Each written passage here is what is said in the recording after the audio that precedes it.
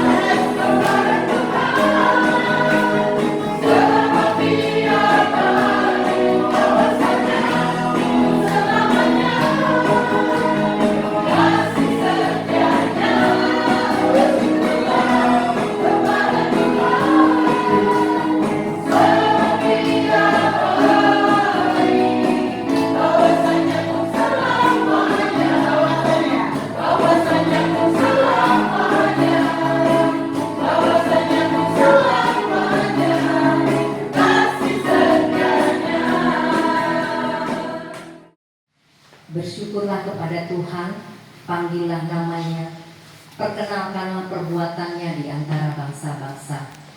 Bernyanyilah baginya, bermazmurlah baginya, percakapkanlah segala perbuatannya yang ajaib. Bermegahlah di dalam namanya yang kudus, biarlah bersuka hati orang-orang yang mencari Tuhan. Carilah Tuhan dan kekuatannya, carilah wajahnya selalu. Ingatlah perbuatan-perbuatan ajaib yang dilakukannya, mujizat-mujizatnya, dan penghukuman-penghukuman yang diucapkannya. Hai anak cucu Israel, hambanya, hai anak-anak Yakub, orang-orang pilihannya. Amin. Amin.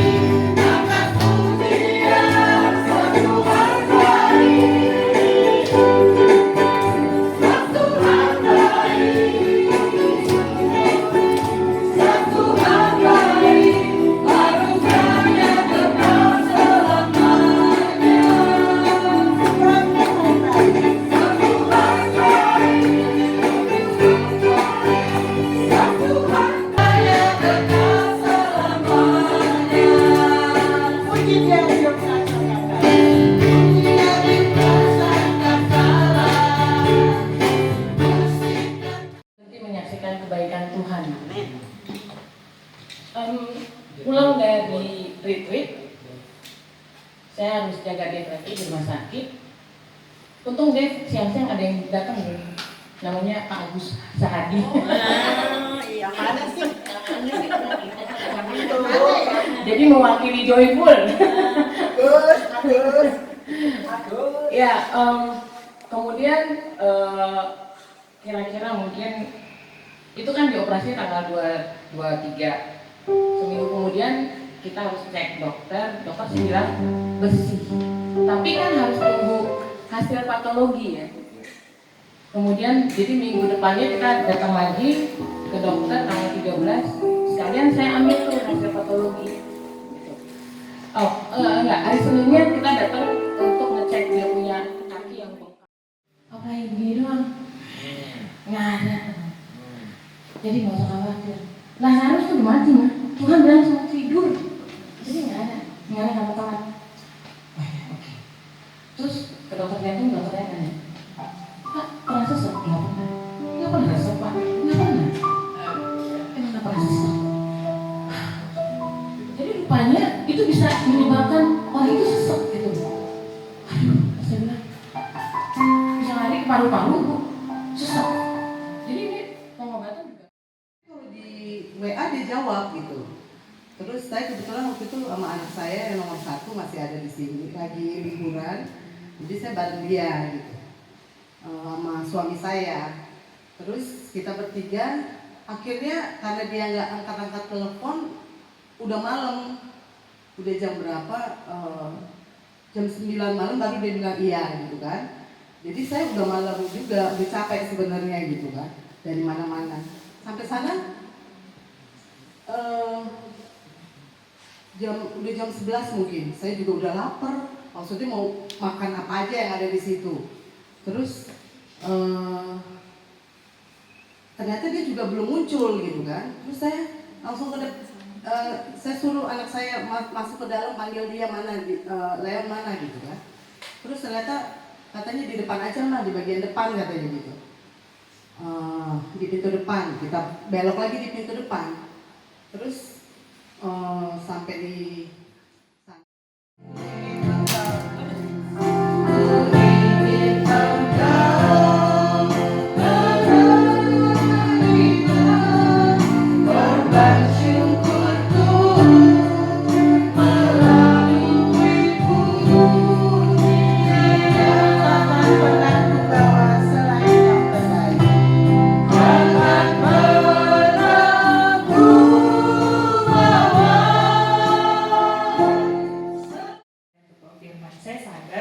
mungkin saya lihat, saya tanya sama suami siapa yang mau dilayani ini kumpulannya pasukannya gimana ini, saya bilang.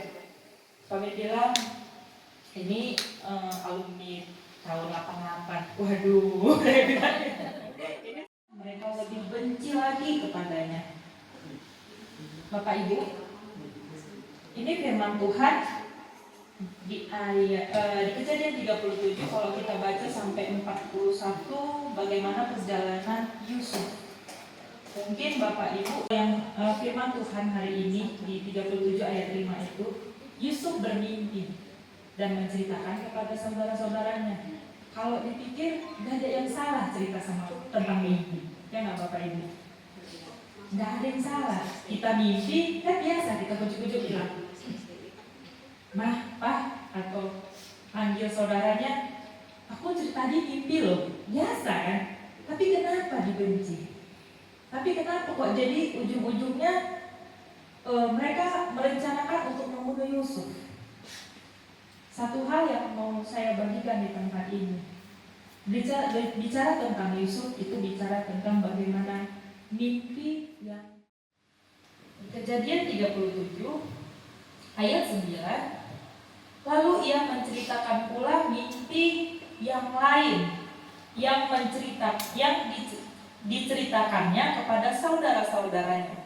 Katanya, aku bermimpi pula tampak matahari, bulan, dan 11 bintang sujud menyembah kepadaku.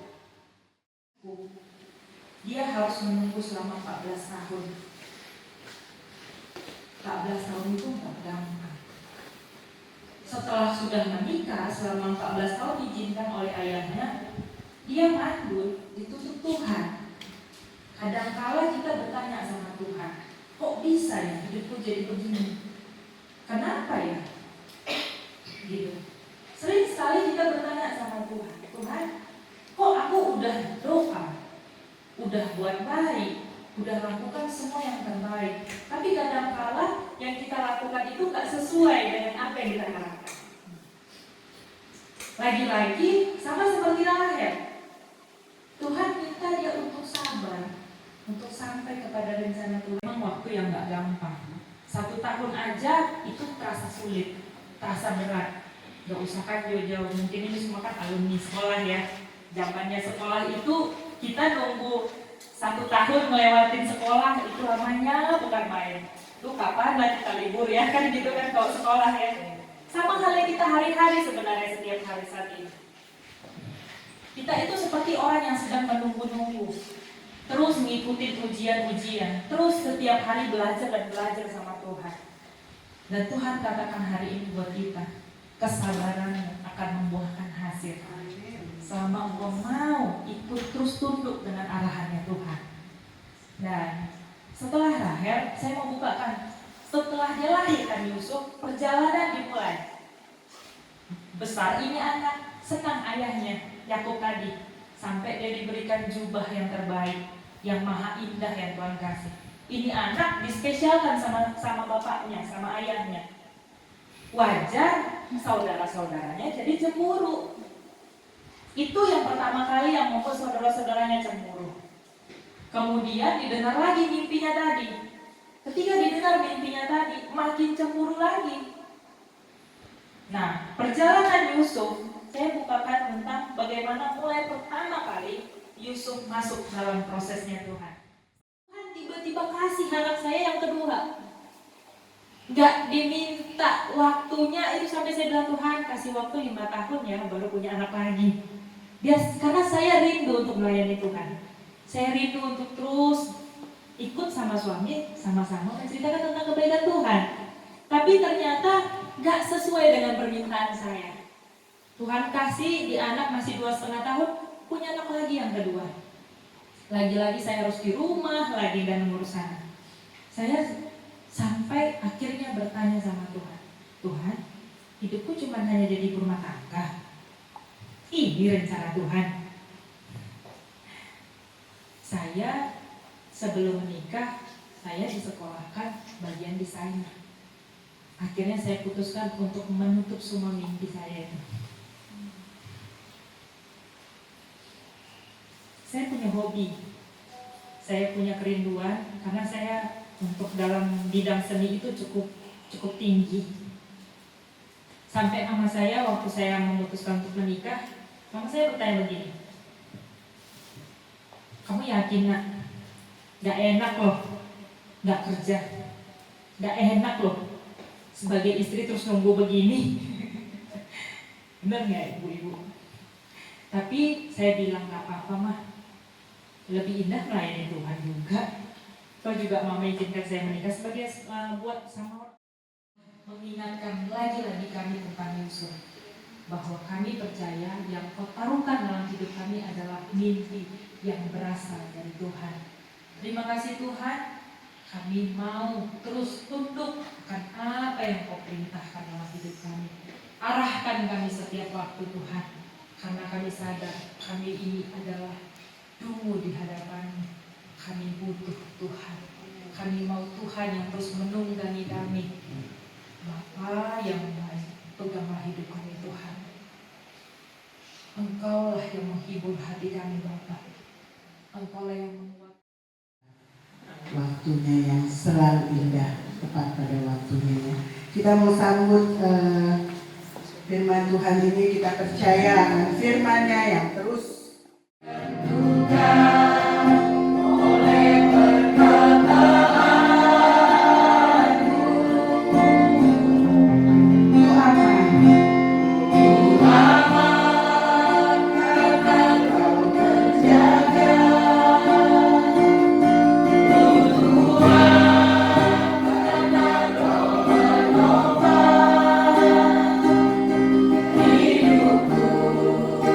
hanya ditentukan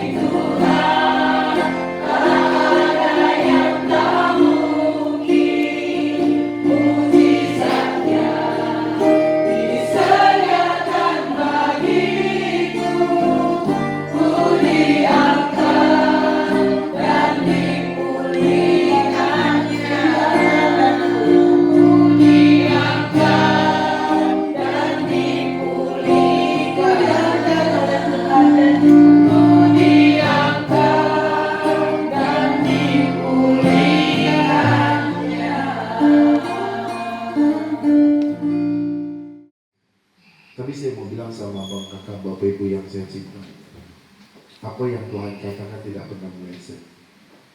Ya, dan yang kedua yang saya tambahkan adalah di ujung puncak dipulihkan Tuhan, inilah ujian tertinggi mengampuni. Minta mudah. Kalau untuk naik cepat, tapi untuk bertahan di atas, itu butuh hati yang mengampuni. Ada beberapa yang sudah sharing dengan saya. Saya cuma mau bilang, jangan tunggu dipulihkan dulu baru mengampuni. Sekarang harus mengampuni. Iya. Abang kakak bisa bayangkan kan? Yang menyakiti, yang memasukkan dia ke sumur dan menjual itu di depan mata. Dan posisi Yusuf, bapaknya udah nggak ada. Yusuf bisa punya kuasa untuk menghakimi saudara-saudara. Tapi apa yang dikatakan Yusuf? Akukah pengganti Tuhan? Saya mau bilang di rumah ini Kak, joyful kasih tanpa batas. Itu retreat kita kemarin. Oh, nyambung lagi dong. Nah, saya nggak kontrol udah itu. Nah, mengenai tadi tentang usaha. Ya. Mengenai ya. Saya percaya ada usaha-usaha anak-anak Tuhan yang akan dibangkitkan. Karir-karir anak Tuhan yang dipromosikan. Yang hilang harta bendamu, yang ditipu, yang berniat baik, tapi nggak dikembalikan. Saya berdoa itu dikembalikan. Tadi yang dibilang istri saya itu, kami punya tanggung jawab banyak. Kami itu kasih janda, yatim piatu, jemaat yang nggak putus sekolah, nggak bisa bayar. Kami ini hamba Tuhan. Kami nggak punya pekerjaan. Kadang PK saya alihkan. Makanya istri bilang, jangan kau yang pegang briefcase. Gak ada, makanya saya nggak pegang briefcase Bapak Ibu. Karena kalau saya punya, siapa aja kalau Tuhan gerak saya kasih. Saya nggak pegang dompet. Ya, jadi saya bersyukur Kak, punya istri selaras. Dia mau mengikuti kalau Tuhan itu. Sehingga kita bilang begini, kalau kayak begini terus, orang juga akan melihat. Gak semua orang bisa mau stay untuk mau membantu. Saya bilang sama Tuhan, tolong kami. Sehingga kita berdoa pada waktu itu. Kita ada beberapa keluarga yang mengalami kebangkrutan. Kami menyekolahkan anak itu hampir 11. Belum anak saya 3 kan. Bayangkan dari mana lah uang. Jemaat, ya tahu saya kayak apa kenalan. Tapi saya cuma bilang sama Tuhan, kalau Tuhan putus, Tuhan bertanggung jawab. Amin. Jadi usaha ini untuk menutupi banyak utang. Karena apa? Ada beberapa jemaat yang sudah mau mati dan bunuh diri. Saya bilang sama istri, kau punya kalian. Waktu itu kita importasi kalian. Kau punya kalian. Tapi yang Tuhan kasih justru yang gak bisa dia kerjakan, memasak. Tapi tahu nggak Pak? Sak kokinya pindah ke sini. Ilmunya dikasih tahu sama ini. Mana ada orang punya ilmu motivasi seutuhnya? Dia itu kerja sama satu rumah makan besar namanya Halmahera. Saya sapi Halmahera. Itu kokinya pindah ke kita. Dia bilang begini, saya melihat ibu orang baik.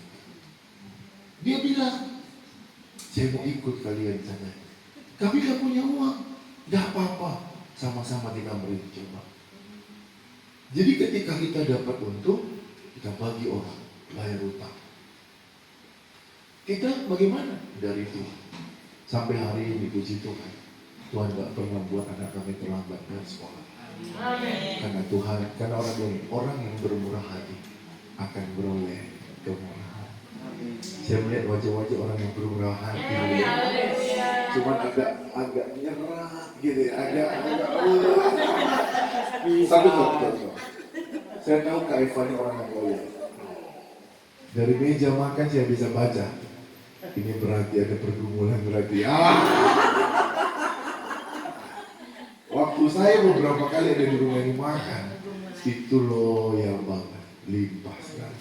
Tapi saya berdoa rumahnya akan diberkati dengan berkat Abraham, Ishak dan Ishak.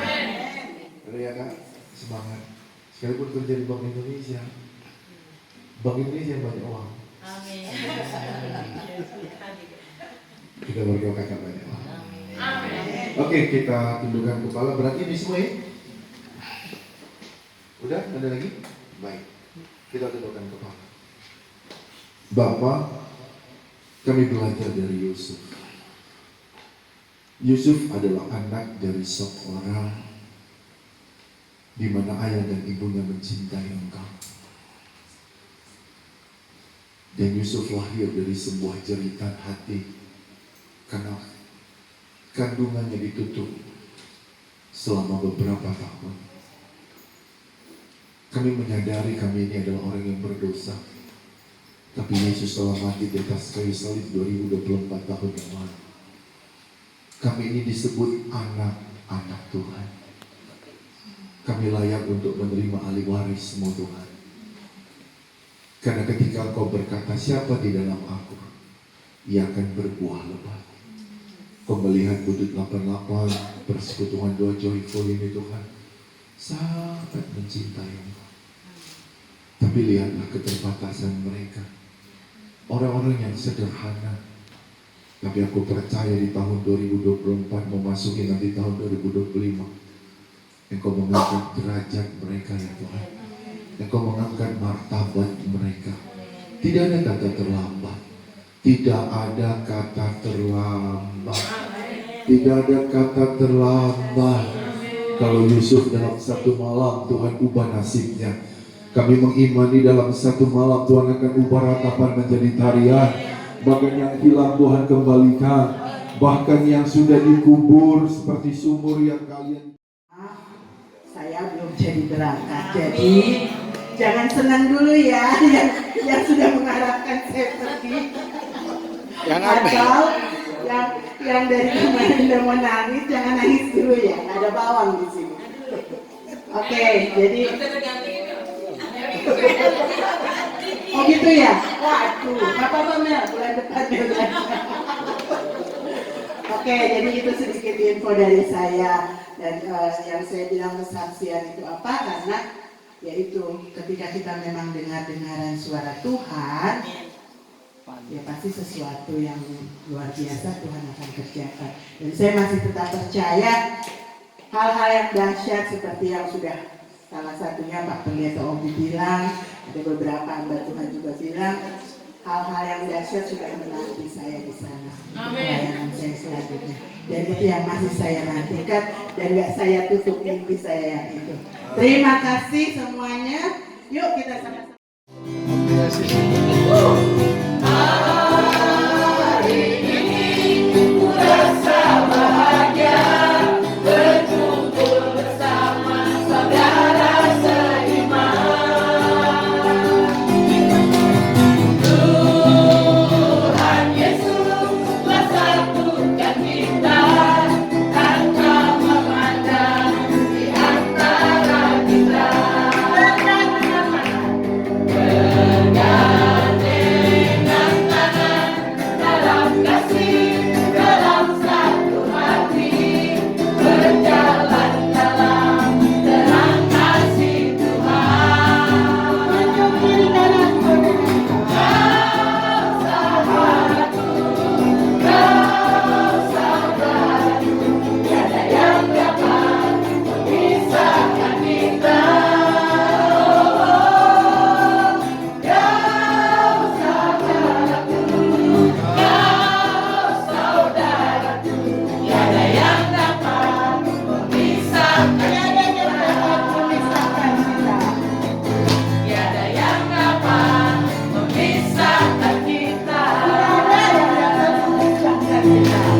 yang dapat memisahkan kita. Terima kasih atas kehadirannya. Sebagian juga Pak Pendeta, Bapak Pendeta. Terima kasih.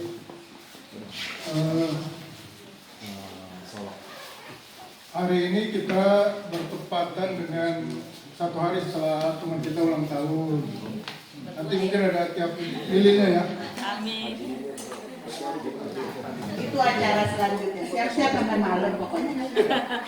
Terus pengumuman untuk minggu depan kita ada acara jalan sehat Kalau teman-teman, walaupun hari Minggu, walaupun teman-teman beribadah, ya mungkin bisa beribadah di sore hari, kita jalan sehat pagi-pagi ya. Terus di bulan depan kita PD di rumahnya Ibu Momi.